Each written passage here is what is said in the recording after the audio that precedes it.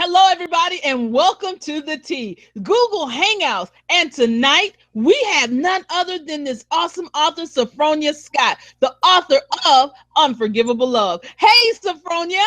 Hey, Deborah. I'm happy to be here. And I'm so glad that you joined us tonight. And I have two of my amazing co-hosts. Hey, Margarita.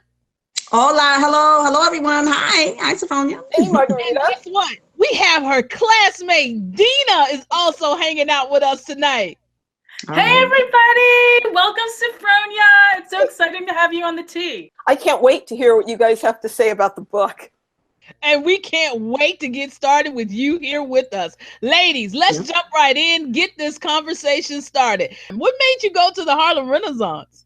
Well, it fit. Well, first of all, going back to my obsession with the story of Dangerous Liaisons, which I've had ever since I saw the Glenn Close, John Malkovich film back in the late 80s. That story was just fascinating to me somehow. I think it was the characters, I think it was the setting of wealth and beauty, and it just captivated me. Now, Harlem Renaissance, and actually my book is set a little bit after the Renaissance, was correct for this time because a lot of the things matched up. So I wanted to have a glamorous, wealthy setting as you do have in the late 1700s in Paris. So Harlem provided that. I also liked how you had the United States was just on the verge of newness. You know, it was right after the war. So same thing, Paris in the late 1700s was on the verge of the French Revolution. So certain elements just matched up really well. You know, the civil rights movement was just beginning. It just felt like it was an era of possibility. So one of the things I thought was really special about the book is how deeply you developed the characters, all the backstory. Because I enjoyed the movie as well. I loved the movie. But it was funny, I watched the movie in the middle of reading your book, and it made the movie even better.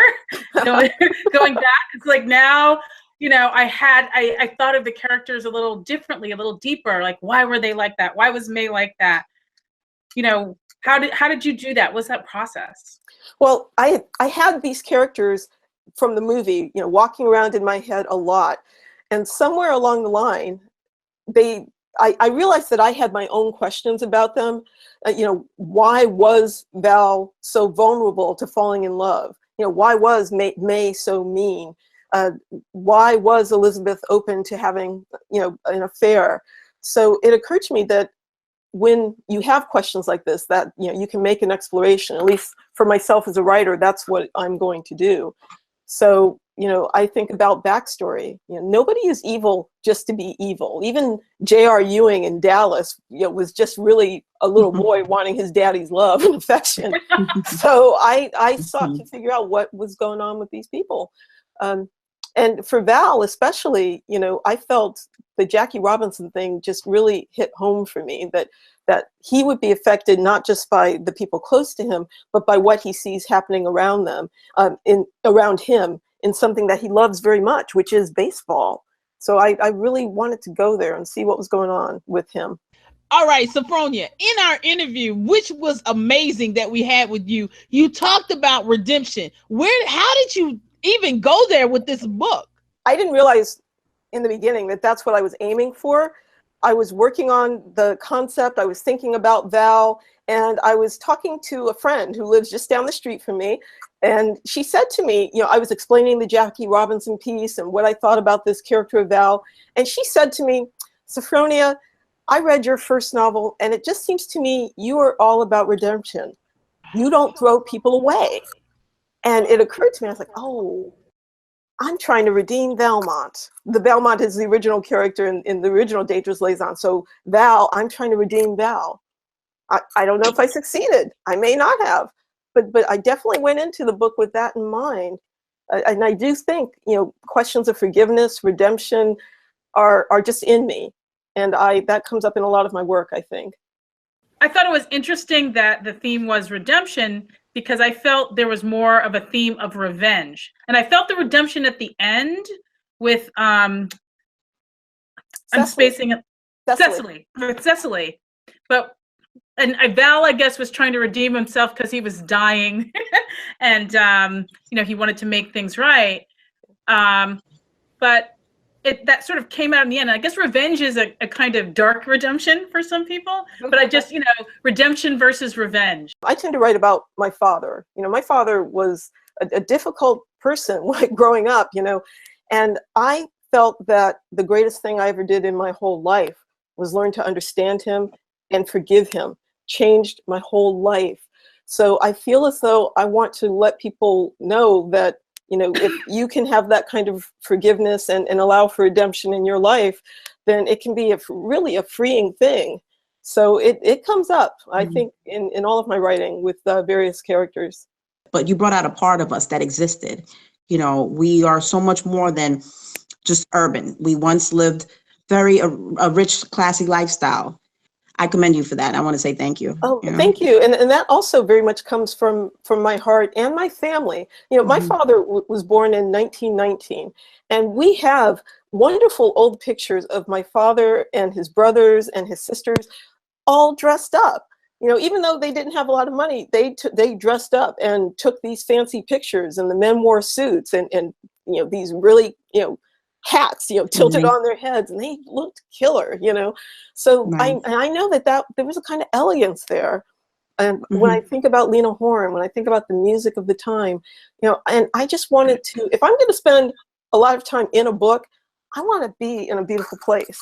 I want to be walking through the park, and I want to feel that kind of elegance, and to walk into a club in a slinky gown. That's fun. That's absolutely fun. And I like the fact that I'm introducing people to a viewpoint that they just, that has been lost. So riffing off of that, whom do you want to play the parts in your movie? Oh, see, that's easy because they were very much in my head as I wrote it.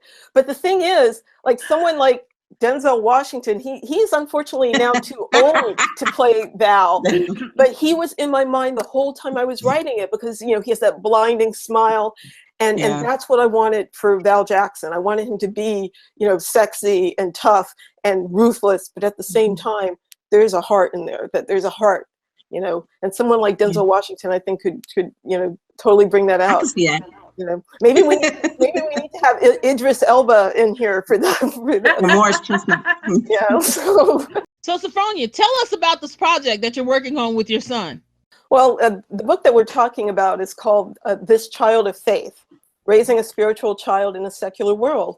And this book came about because of the tragedy that happened here in our town. My son was in Sandy Hook School on the day of those shootings 5 years ago. And he got involved in a project that came out of that tragedy, a wonderful theater project.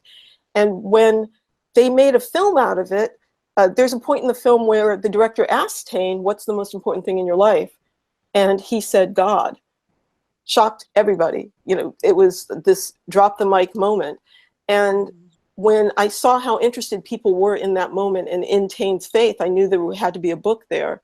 And because Tane is so much more interesting than I could be, I thought Tane's voice had to be represented in this book. So what was the best way to do that? I wrote the overall narrative. I even had an outline, and I explained to him, showing him the outline, okay, here are 10 chapters. I would like you to contribute something in each chapter. So this is what he did. I talked about the possibilities. He had concerns. He was worried because some of what he was writing about was when he was much younger. So I helped him with that as I would any writing student. I taught him how to interview someone so that he could work on those memories. I showed him where he had things that he had written when he was younger to help him. So it was a wonderful process to do this together. And also to let him know when the deadlines were coming up and that our editor was emailing us. So I like that he has a better sense of what Mama does, during the day, that we did this book together. So he's really proud of it. So Sophronia and I actually know each other from college, and that in no way influenced that book getting picked because I didn't even reveal that. But we were actually pre-med together. So I was wondering now, Sophronia, as you are a famous writer, are you sad that you didn't go to medical school? No. I would have been so sad. I was already sad as pre-med. Oh my gosh, that would have been just horrendous. Maybe I would have been a writer eventually. Like maybe I would have started like now. gotten out of it.